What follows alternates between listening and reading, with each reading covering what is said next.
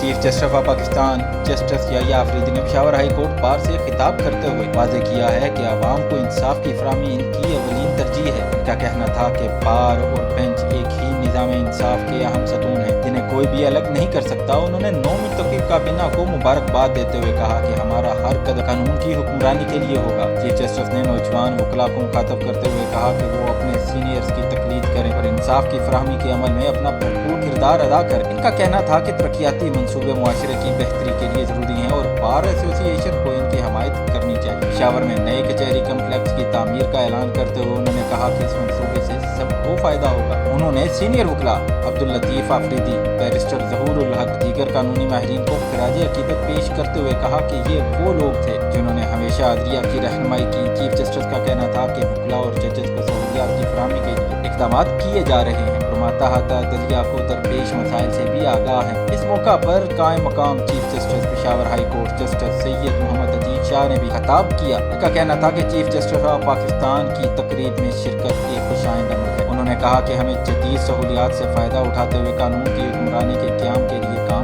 کرنا ہوگا۔ انہوں نے انکشاف کیا کہ اس وقت ماتحت عدلیہ میں 2,36,000 سے زائد کیسز زیر التوا ہیں، جن میں بڑی تعداد فیملی کورٹس کی ہے اور ان کیسز کے جلد از جلد حل کے لیے تمام بار ایسوسی ایشنز کو تعاون کرنا ہوگا۔ ان کا کہنا تھا کہ وکلاء اور عدلیہ کو مل کر عام عوام کو فوری انصاف فراہم کرنے میں کردار ادا کرنا ہوگا اور جوڈیشل اکیڈمی میں نوجوان وکلاء کی تربیت کا سلسلہ جاری ہے جو مستقبل کے لیے ایک مثبت قدم ہے۔